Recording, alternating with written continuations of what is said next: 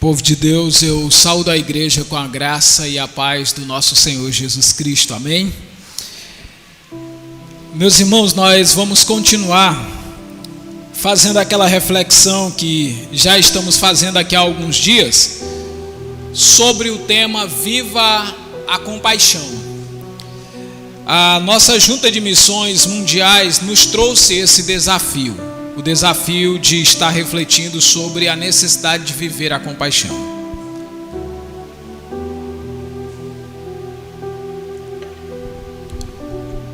E nós vamos estar ministrando nos próximos minutos sobre esse tema, para a glória de Deus. Eu quero que você abra a sua Bíblia em Gálatas, no capítulo 2, a partir do versículo 20. É onde nós vamos estar lendo inicialmente e refletindo para a glória de Deus. Nós fomos chamados para viver a compaixão. Na verdade, viver a compaixão é viver como o que somos, crentes, servos de Deus, seguidores do Senhor Jesus. E no século 21, especialmente no ano de 2022, nós temos um grande desafio. E esse desafio é de resgatar o sentido das palavras que caracterizam o povo de Deus. O povo de Deus, ele é conhecido aqui no Brasil e no mundo como crentes. E a Bíblia fala que nós devemos andar nas mesmas pisadas que teve o crente Abraão. E quando nós falamos da restauração das definições, nós falamos que há uma vasta gama de pregadores que já foram iludidos pelo maligno e que estão dizendo que ser crente não significa mais nada, porque até o diabo é crente. E eu fico imaginando quando a Bíblia diz que é para a gente andar na mesma pisada que teve o crente Abraão. Se a gente troca crente pela definição, até o diabo é crente, então andar na mesma pisada que teve o diabo Abraão seria a tradução que nós colocaríamos. Então, onde você encontrar a palavra crente na Bíblia, só para você ver a loucura dos pregadores modernos, você substitua pela palavra diabo, porque eles estão dizendo que até o diabo agora é um crente. E aí você vai ver o tamanho da blasfêmia que essas pessoas estão cometendo. Então nós precisamos trazer o sentido disso. E o que é ser crente? Para mim esse texto aqui, ele traz a definição do que é viver em compaixão e a definição do que é ser um crente, do que é ser um servo de Deus. Vamos olhar para as Escrituras? Olha só, Gálatas 2:20 diz o quê? Já estou crucificado com Cristo, e vivo não mais eu, mas Cristo vive em mim. E a vida que agora vivo na carne, vivo-a na fé do Filho de Deus, que me amou e a si mesmo se entregou por mim. Isso aqui é que é ser crente. É estar crucificado com Cristo. É não viver mais para si, mas deixar Cristo viver na sua vida. E a vida que nós vivemos agora como crentes, como servo de Deus, nós não vivemos por nós, mas nós vivemos pela fé no Filho de Deus, que nos amou e se entregou por nós lá no Calvário. E isso é a melhor definição. Compaixão, a vida de compaixão é o que marca a vida de cada seguidor de Cristo, de cada seguidor do Cordeiro de Deus.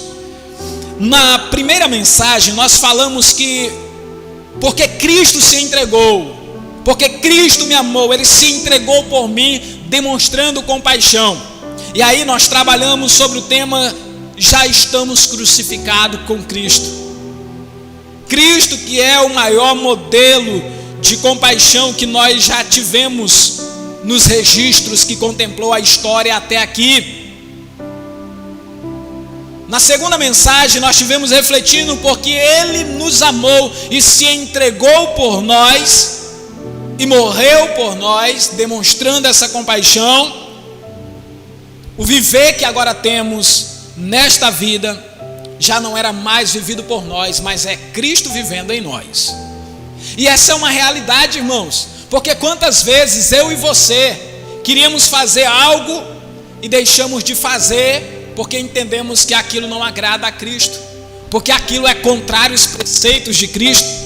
De quantas coisas nós já abrimos mão, quantos lugares frequentávamos antes e já não frequentamos mais hoje, porque Cristo vive em nós.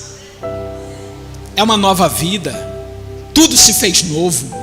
Nós abandonamos a velha rotina, os velhos hábitos, os velhos comportamentos, e o velho homem que se corrompia com as suas práticas pecaminosas agora encontra prazer no Senhor, na sua palavra, em viver para Deus.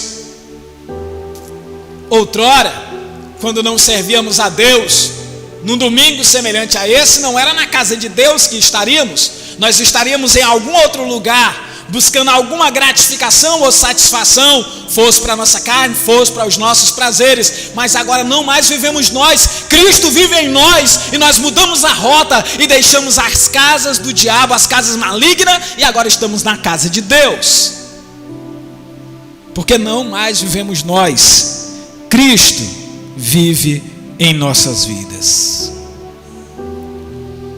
No terceiro sermão, nós estivemos abordando, sempre baseado no fato de porque Ele me amou e se entregou por mim, demonstrando compaixão, a vida que agora vivemos na carne, nós vivemos para praticar a compaixão. E nós estivemos falando do maior modelo de compaixão que nós encontramos hoje no meio do povo de Deus. É quando, irmãos, os nossos irmãos deixam o Brasil e vão para países fechados para o Evangelho, e lá sofrem perseguições, prisões, humilhações, são tratados desumanamente, mas eles não têm nada a sua vida preciosas para si mesmo. O que eles querem é que se cumpra a vontade de Deus, e isso é compaixão. Outro dia eu estava olhando um missionário da ajuda de missões mundiais, um dos nossos missionários, ele com as crianças, todos sentados no chão, em solo africano, sem nenhuma cobertura, sem nenhuma área bem trabalhada, bem tratada, como as que temos em várias partes do Brasil, e ele servindo a Deus com alegria ali com aquelas crianças desnutridas, crianças sofridas, marcadas pela história de um país estraçalhado pela corrupção, pelas guerras, pelos atos bárbaros e desumanos, mas lá estão eles também, vivendo compaixão. E eu louvo a Deus, porque a Bíblia diz que os olhos de Deus repousam sobre os fiéis da terra. E hoje à noite nós vamos estar pensando sobre esse tema, viva a compaixão, refletindo no seguinte, irmãos: porque Ele me amou, porque Ele te amou, se entregou por mim e por você, demonstrando compaixão, nós vamos viver pela fé no Filho de Deus. Nós vamos viver pela fé do Evangelho, nós vamos viver pela esperança que é, sem dúvida alguma, incomparável, a esperança que não se pode murchar e nem desvanecer, a esperança que Cristo Jesus nos deu através das Escrituras proféticas. E eu quero que você leia uma experiência de um encontro extraordinário com Deus. Afinal de contas, só quem tem um encontro verdadeiro com Deus é que pode ser marcado por Ele para abandonar as práticas do tempo presente para viver uma nova vida e deixar os valores do reino de Deus entrar na sua vida. Abra sua Bíblia em Atos capítulo 26, a partir do versículo 18.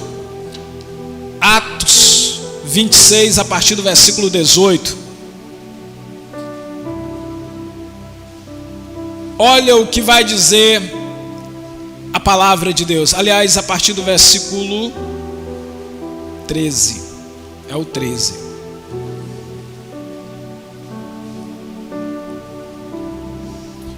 Quantos encontraram? Digam amém. Vamos ler a palavra de Deus. Olha só o que nos diz a palavra de Deus.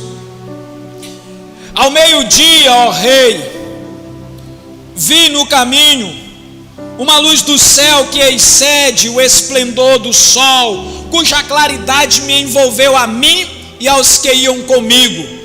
Isso falava Paulo sob a direção do Espírito Santo.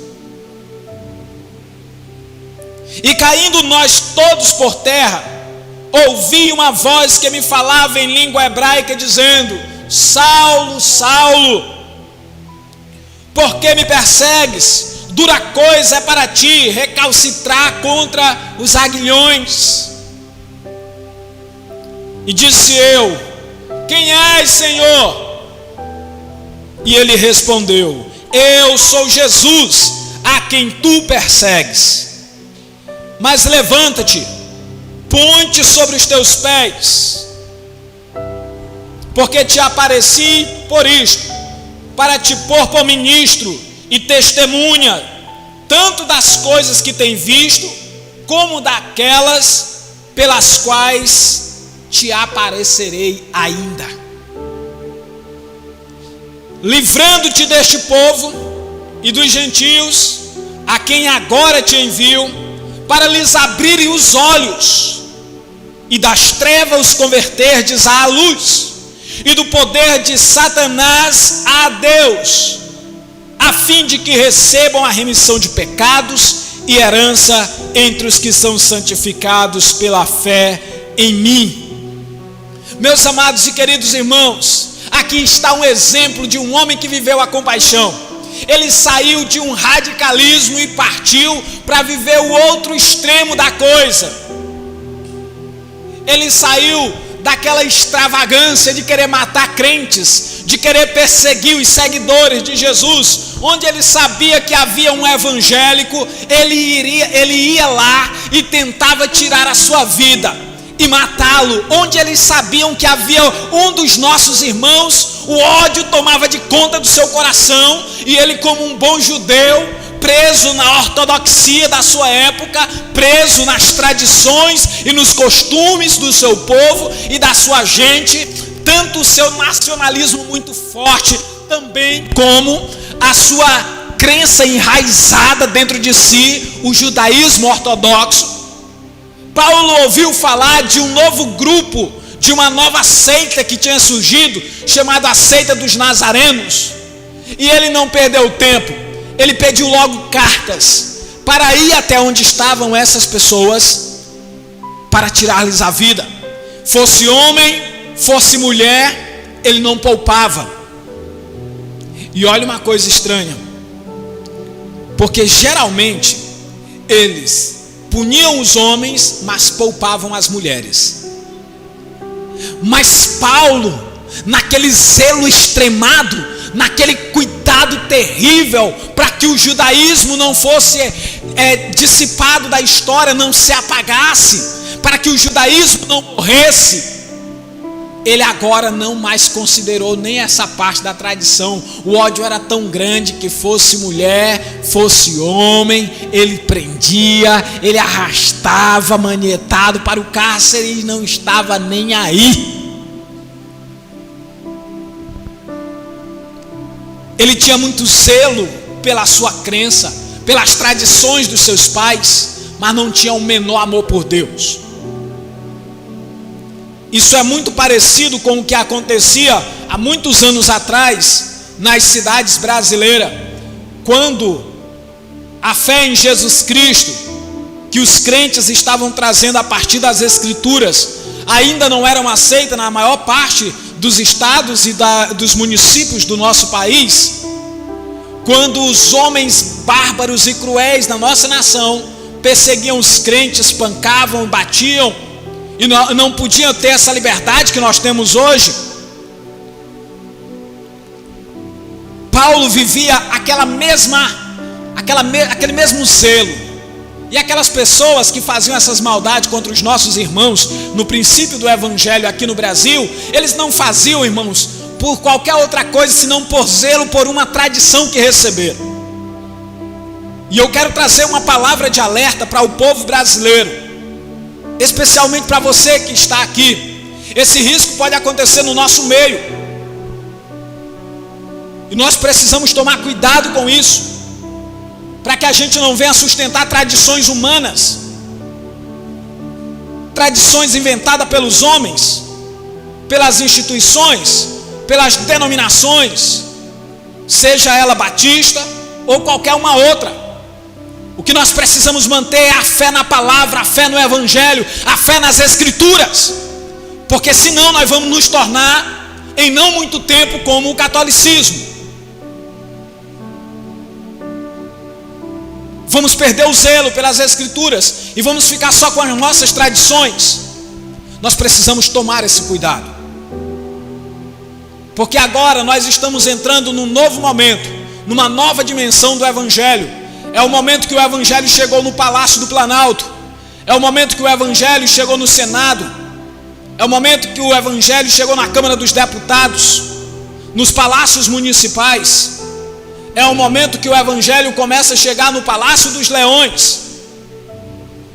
É o momento que o evangelho começa a chegar nos poderosos. E quando os poderosos abraçam o evangelho, você sabe o que é que acontece? Muita gente pula para o outro lado, não quer nem saber. Eles querem saber aonde que está a possibilidade de lucrar, aonde está a possibilidade de desviar dinheiro público. Agora a moda é ser crente, a moda agora é ser evangélico. Vamos correr todo mundo agora para ser crente. Vamos correr porque o negócio agora é ali que está fluindo. Pessoas que vão estar por causa do poder e não por amor a Cristo. Mas a igreja do Senhor Jesus Cristo precisa continuar mantendo firme a sua visão. Paulo, zeloso das suas tradições, estava lá na perseguição, fazendo a maior dificuldade, até que um dia o Senhor Jesus lhe aparece no caminho por onde ele vem para perseguir os irmãos. Era meio-dia, e ele está relatando para o rei, dizendo: aquela luz do céu, aquele esplendor, aquela claridade, ela me cercou, ela tomou conta de mim, e aí caímos nós por terra. Eu ouvi uma voz que estava falando em língua hebraica, e isso para um judeu é algo muito significativo. A voz falava em língua hebraica. Para eles, o hebraico naquela época não era apenas a língua da sua nação, era a língua que fazia eles mais santos do que todos os outros povos da terra. É um sentimento infantil que hoje o pentecostalismo está gerando nas pessoas. As falsas línguas são status de espiritualidade mais elevado do que qualquer um outro. E ali ele diz que ouviu aquela voz que dizia: Saulo, Saulo, por que você me persegue? Ele estava perseguindo os crentes, perseguindo os evangélicos daquela época. Mas aqueles discípulos de Jesus têm um Deus que olha por eles.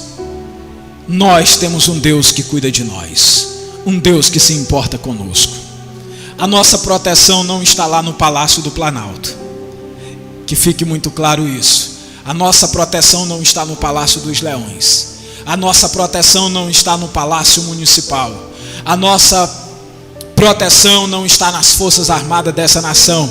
A nossa proteção está no Senhor, que pode usar todos esses instrumentos para a sua honra e para a sua glória. Mas a nossa proteção vem de Deus.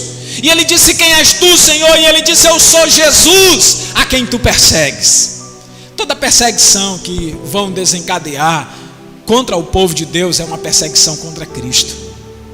E no momento certo, o nosso Senhor se levantará e nos protegerá, e nos livrará de todo mal, e nos levará salvo para o reino celestial, como diz a palavra de Deus. Ele nos levará salvo para o reino celestial. E a voz disse: levanta-te sobre os teus pés, eu te apareci para te colocar como ministro, como testemunha. Todos nós que nascemos de novo, vivemos em compaixão, porque somos ministros da nova aliança. Como diz as Escrituras, somos testemunha das ações de Deus. A minha vida, as minhas inclinações, falo de mim, pastor Francisco, outrora eram outras, eu tinha outros desejos, eu tinha outras visões, eu tinha outras coisas que eu queria para a minha vida, mas então eu conheci o Evangelho de Deus, o Evangelho de Deus entrou na minha vida, e tudo aquilo que outrora era as maiores aspirações da minha vida, foram substituídas pelo prazer maior, que é de andar com Deus e fazer a sua vontade. Foi o mesmo que aconteceu com você, meu irmão, que outrora estava andando em caminhos diferentes, mas de repente a luz do Evangelho de Cristo brilhou, e você se arrependeu dos seus pecados, entregou a sua vida a Jesus, e você agora começou a andar num novo e vivo caminho por Cristo Jesus, o nosso Senhor.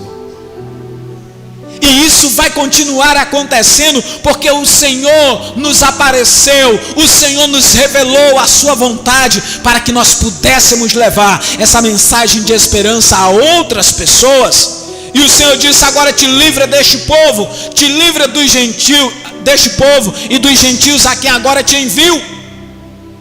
Veja que isso é importante, irmãos. Nós precisamos nos livrar de tudo quanto é coisa terrena, aspirações terrenas, e nós precisamos nos voltar para a nossa missão. Qual é a missão do crente? Está aqui, ó: viva a compaixão. Esse tema foi muito feliz. Se você me disser: pastor, como é que eu faço para viver a compaixão na prática, no meu dia a dia? Como eu faço para viver a compaixão? Olhe para o texto sagrado, versículo 18. Começa a abrir os olhos dos cegos. Pastor, como? Eu não tenho superpoderes. Eu não tenho aquele poder sobrenatural de pôr a mão no cego, no olho do cego e fazer ele ver, ou de fazer lodo e ali uma lama e passar no olho dele para ele tornar a ter a visão. Como é que eu faço? Existe uma outra cegueira que é muito forte e que Deus já te deu o remédio, e Deus já te deu o milagre para fazer. É que quando nós pregamos o Evangelho, as escamas da cegueira espiritual caem dos olhos das pessoas, e elas passam a ver a glória de Deus, elas passam a ver a beleza do Evangelho, e elas se arrependem dos seus pecados, e elas entregam suas vidas a Jesus. E Deus te chamou para isso. Ter compaixão é você olhar os cegos que estão andando para cima e para baixo. Eles conseguem ver tudo nesse mundo, eles conseguem ver todas as coisas dessa vida, mas ainda não conseguiram contemplar o seu Senhor, o seu Salvador, o seu Libertador, que é Cristo Jesus, o nosso Senhor. E Deus te libertou, e Deus te livrou, para que você vá a este povo, para lhes abrir os olhos, e das trevas os converterdes à luz, para tirar da treva do ocultismo, para tirar das trevas do mundanismo, e trazê-los para o reino do Filho do seu amor, para a maravilhosa luz de Jesus. É a minha e a sua missão tirar as pessoas das trevas e trazê-las para a luz. O ocultismo tomou essa frase para si, leva as pessoas para as trevas, dizendo que elas estão saindo das trevas e indo para a luz. E muitos irmãos no seio da nossa igreja têm se deixado levar por esse engodo maligno. E isso é uma blasfêmia, um crente dizer que saiu das trevas e foi para a luz, depois de já ter conhecido Jesus, porque faz parte de alguma outra instituição. Isso é afrontar o Deus vivo, e não pode acontecer. É a maior loucura que o planeta está experimentando. Só existe passagem das trevas para a luz quando o homem deixa os seus pecados e recebe Jesus Cristo como Senhor e Salvador. E qualquer outro rito que propõe tirar as pessoas das trevas e levar para a luz, está levando para trevas mais densas e terríveis ainda.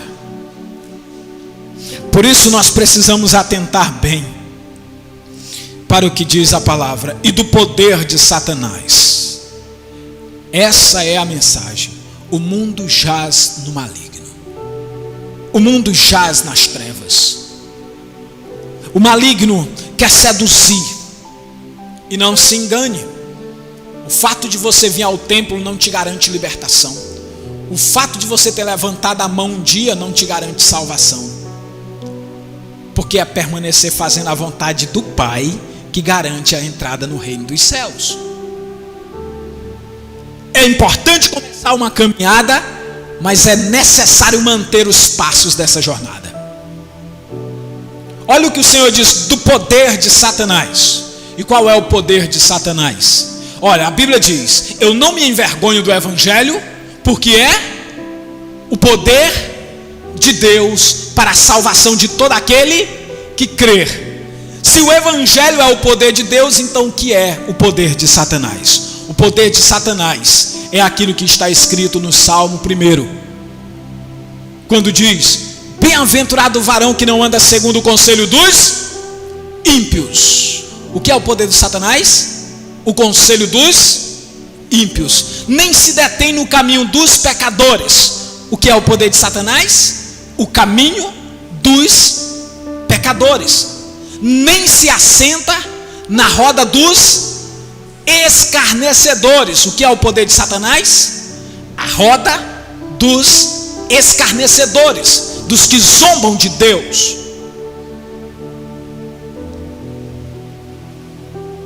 Convertê-lo do poder de Satanás.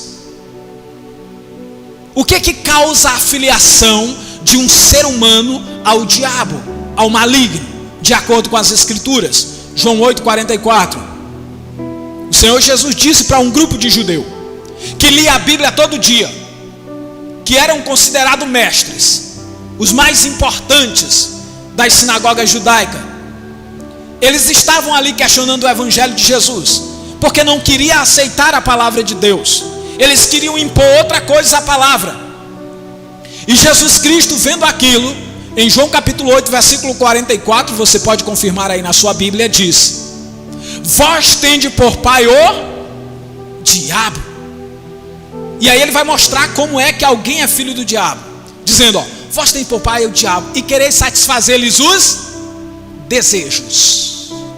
É quando alguém faz os desejos do diabo, que é andar na carne, andar no pecado, andar na contramão da vontade de Deus, violando as Escrituras. Olha que essa passagem de João capítulo 8, versículo 44, ela é profunda. Aí vai dizer, como é que alguém satisfaz. Ele foi homicida desde o princípio. O diabo vive matando. Quando ele não mata fisicamente, ele mata espiritualmente. E os judeus estavam fazendo as duas coisas. Estavam perseguindo fisicamente os irmãos, colocando na prisão e tirando a vida de alguns, como fizeram com Estevão, como fizeram com Tiago, como fizeram com João Batista, e matando espiritualmente. Porque qualquer que se convertia, ou qualquer que parava para ouvir o Evangelho, eles excomungavam do judaísmo. Eles excluíam da vida social. Irmãos tinham seus bens confiscados e tomados, porque o judaísmo estava no poder da política também, não era só da crença.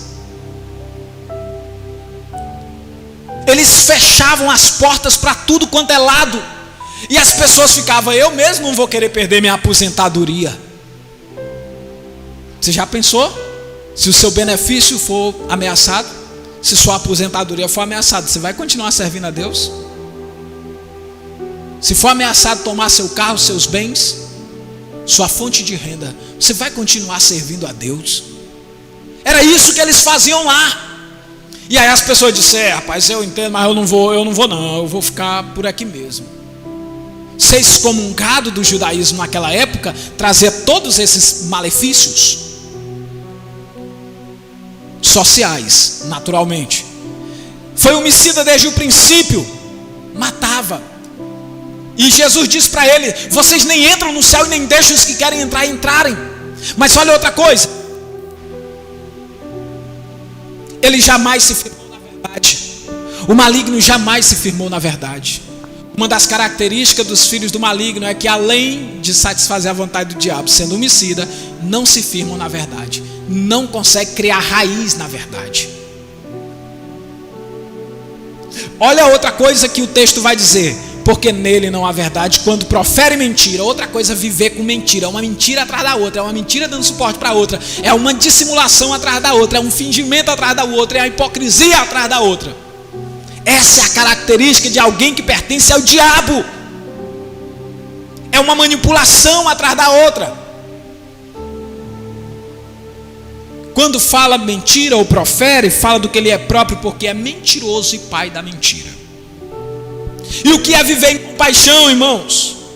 Viver em compaixão é quando eu vou para abrir os olhos dessas pessoas, para convertê-lo dessas trevas, desse poder que eu descrevi para você de Satanás, porque tudo isso é que é o poder de Satanás. O evangelho é o poder de Deus, mas o poder de Satanás é a hipocrisia, é a mentira, é a falsidade, é a dissimulação, é a briga, é a contenda, é a heresia, é a dissimulação. O poder de Satanás é a roda dos escarnecedores, aqueles que zombam de Deus, é o conselho dos ímpios. Esse é o poder do maligno. E o Senhor disse para mim, diz para você: vá abrir os olhos, vá convertê-lo dos poderes do maligno para o reino de Deus, das trevas para a maravilhosa luz de Jesus. Vá. Ei, irmão, deixa eu dizer uma coisa para você. Se o maligno está tentando convencer que a igreja é hipócrita, que a igreja está perdida, que a igreja não tem visão, não aceite, porque você é instrumento da ação de Deus no mundo. Você é embaixador do reino de Deus, você é um representante legal do reino de Deus na terra. Não deixe o maligno tentar te convencer do contrário. Por isso, nós precisamos atentar para o que diz o final desse texto, a fim de que essas pessoas recebam a remissão dos pecados, a fim de que essas pessoas tenham os seus pecados lavados pelo sangue do Cordeiro de Deus, a fim de que essas pessoas não vá para a condenação eterna, a fim de que essas pessoas sejam amadas por Deus e por nós, a sua igreja, a fim de que essas pessoas também conheçam o maravilhoso conselheiro, o Deus forte, o Pai da eternidade, o príncipe da paz. Vá abrir-lhe os olhos com o evangelho, para que eles recebam a herança incorruptível, durável no reino dos céus, que é a salvação por Cristo Jesus, o nosso Senhor. E essa herança é para os que são santificados. Santificado pelo quê, pastor? E diz o texto: pela fé em mim. São santificados pela fé em Cristo, são santificados pela fé do evangelho, são santificados pela fé nas palavras de Deus, como está escrito: santifica-os na verdade, a tua palavra é a verdade. E como é que funciona, pastor, essa santificação pela fé? Olha o que está escrito em Romanos capítulo 3, versículo 25. Em Romanos capítulo 3, versículo 25, Deus diz com toda clareza, ao qual Deus propôs por propiciação, que é o sacrifício substitutivo, pela fé no seu sangue, para demonstrar sua justiça, pela remissão dos pecados dantes cometidos sob a paciência de Deus. Outrora, irmãos, estávamos escravizados nas garras do pecado, mas aí veio o nosso Senhor e Salvador Jesus Cristo. Lá na cruz do Calvário, Ele assumiu a minha morte e a tua morte, a minha condenação e a tua condenação, Ele tomou sobre si. E pelas suas pisaduras e pelas escrituras, nós fomos sarados. O sangue de Jesus Cristo nos lavou, nos purificou, nos santificou, nos regenerou, nos gerou de novo pela palavra, e Ele é a propiciação pela fé. É pela fé em Jesus Cristo que os teus pecados serão perdoados, a remoção será realizada, e a justiça de Deus vai prevalecer sobre a sua vida. O seu nome será escrito no livro da vida, e você desfrutará a vida eterna. Viver em compaixão, irmãos, é quando a gente faz isso.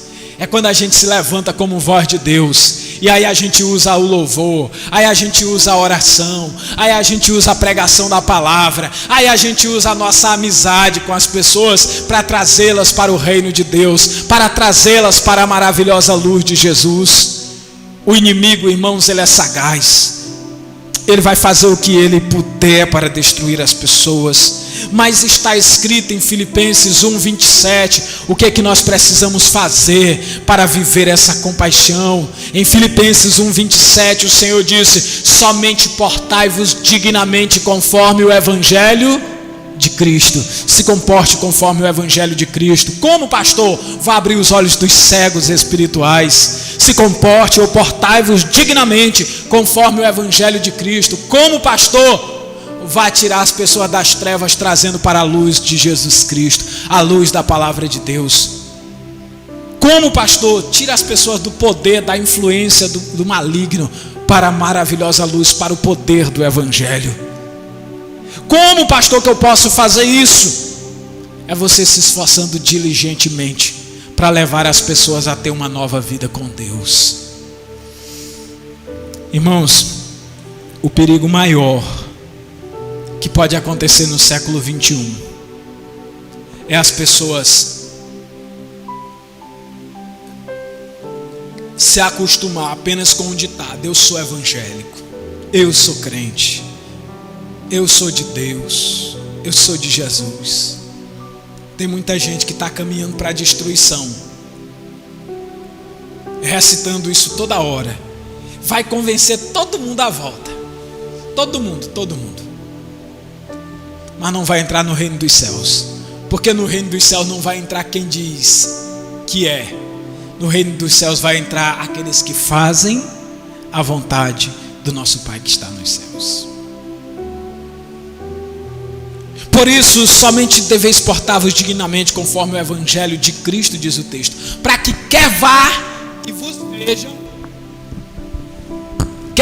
vejam, quer esteja ausente, se ouça acerca de você, que você está vivendo no mesmo espírito, combatendo com o mesmo ânimo pela fé do Evangelho, pela fé do Evangelho de Cristo Jesus.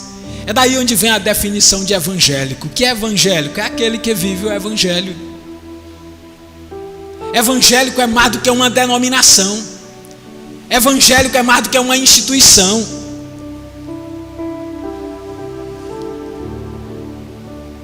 Evangélico é aquele que vive o Evangelho. Se você está vivendo o Evangelho de Cristo, você é evangélico. Mas essa jornada só começa quando você confessa publicamente Jesus Cristo como Senhor e Salvador. Meus amados, nós vamos encerrar a reflexão dessa noite pensando nesse testemunho maravilhoso. Você lembra do que nós estamos falando? Nós estamos falando do apóstolo Paulo. O apóstolo Paulo, ele estava diante do rei Agripa. E quando ele estava lá diante do rei, ele disse assim: ó rei, eu vou te contar meu testemunho. Era meio-dia, era por volta do meio-dia. E lá estava eu, caminhando com um grupo de soldados, levando comigo uma autorização para trazer preso todos os crentes, todos os evangélicos que eu encontrasse lá em Damasco.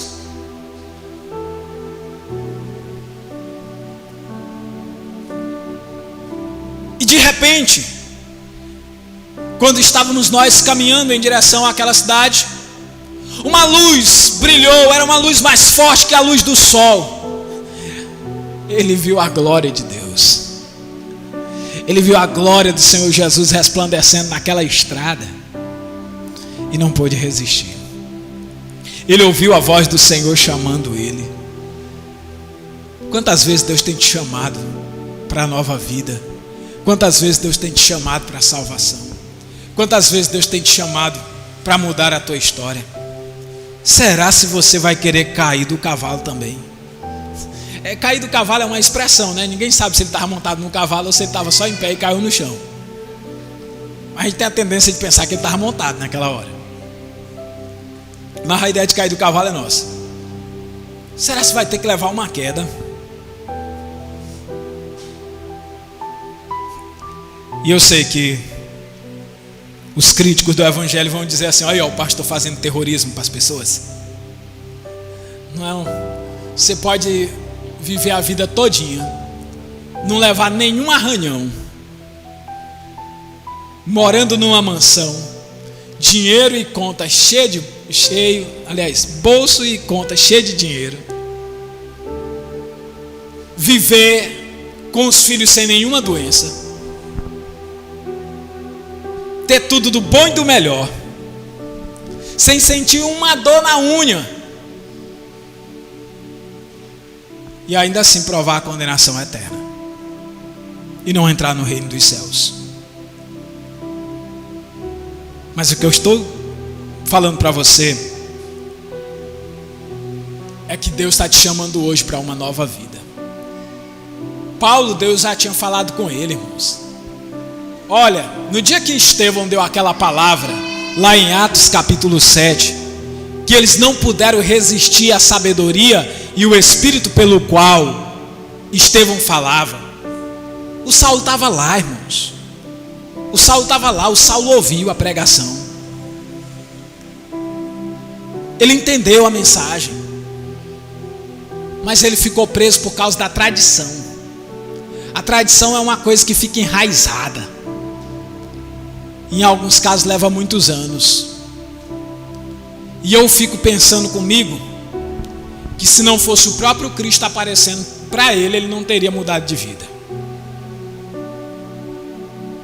Porque ele amava demais a sua tradição, a sua cultura, os costumes familiares. Há duas coisas que prendem as pessoas no mundo. Uma é essas que eu estou falando: costume, tradições familiares, essas preferências. E a outra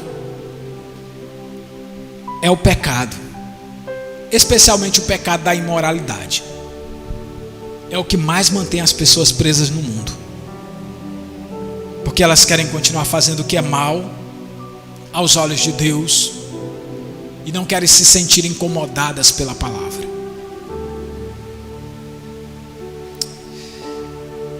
Em Colossenses capítulo 2, versículo 12, fala de algo que todo ser humano precisa provar. Todo ser humano precisa provar isso. Sepultados com ele pelo batismo.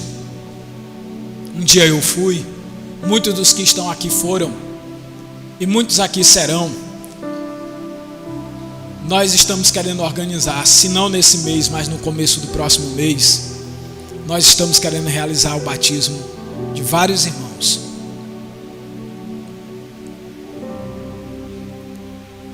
Sendo sepultado com ele pelo batismo, nele também ressuscitastes.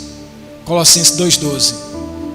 Pela fé no poder de Deus, que o ressuscitou dentre os mortos. Nós só vamos poder viver em compaixão, ou praticando a compaixão, quando a gente morrer para o mundo e for sepultado com Cristo nas águas do batismo. Quando a gente morrer para o mundo e for sepultado com Cristo nas águas do batismo, vai começar uma nova vida, vai começar uma nova história. Porque no dia que a gente ouve a mensagem do Evangelho e a gente entrega a nossa vida a Jesus, Deus já começa a trabalhar ali. E as nossas vidas nunca mais serão as mesmas. Porque na vida em que Jesus habita, transformação e libertação acontecem. Eu quero que a igreja ore nesse momento. Nós temos aqui essa noite, sim, pessoas que ainda não fizeram essa decisão por Cristo. Bem como nós temos pessoas aqui essa noite que um dia fizeram essa decisão, mas abandonaram o Senhor Jesus. Não abandonaram, não foi a igreja não, foi mais do que a igreja, abandonaram Jesus. Aí depois que abandona Jesus, se afasta da igreja. Esse é sempre o sintoma. Sempre que as pessoas se afastam de Deus, elas perdem o gosto pela casa de Deus. Mas hoje é dia de voltar. Hoje é um momento para uma nova vida. E eu gostaria de perguntar a alguém nessa noite que, tendo ouvido a mensagem do Evangelho, deseja entregar a sua vida a Jesus? Eu quero, pastor. Se tem, em nome de Jesus, onde você está, levante sua mão, eu quero orar por você. Eu quero te apresentar a Jesus. Há alguém nessa noite que gostaria de se reconciliar? Há alguém nessa noite que gostaria de confessar a Cristo como Senhor e Salvador? Há alguém nessa noite que gostaria de se converter? Isso significa ser um crente, ser um evangélico, entregar a vida a Jesus, passar a ser um discípulo de Cristo, começar uma caminhada com Deus. Há alguém nessa noite que gostaria de fazer isso? É uma oportunidade maravilhosa. Não havendo, meus irmãos, digam amém nas suas orações. Eu quero louvar a Deus por cada um de vocês que vieram aqui, que estiveram conosco. A juventude já está sabendo, né? Um próximo final de semana tem um evento aí para a juventude aqui na Casa de Deus. E você é convidado a fazer parte desse evento. Será maravilhoso, acredito. Saulo e banda vai estar conosco. Pastor Estevão lá de Vitorino Freire vai estar ministrando a palavra de Deus. Então, juventude, essa é a vez de vocês serem profundamente abençoados com essa palavra. Amém? E tá, pastor, e eu que já sou aquele jovem de 70, 80 anos, aquele jovem assim que já passou dessa faixa etária que normalmente se conceitua, posso vir? A casa é sua, amém? A casa vai estar aberta para você participar também. Vamos orar agradecendo a Deus por essa noite, por esse momento, em nome de Jesus. Vamos orar, vamos agradecer ao Senhor. Oremos. Pai, nós te damos graças por essa noite maravilhosa, por esse culto especial, porque o Senhor falou conosco. Nós ouvimos a tua voz, nós ouvimos a tua palavra, e nós queremos viver a compaixão pela fé no Filho de Deus, porque foi pela fé que os nossos pecados foram perdoados. Foi pela fé no Evangelho que o nosso nome foi escrito no livro da vida. Foi pelo sangue de Cristo que fomos lavados.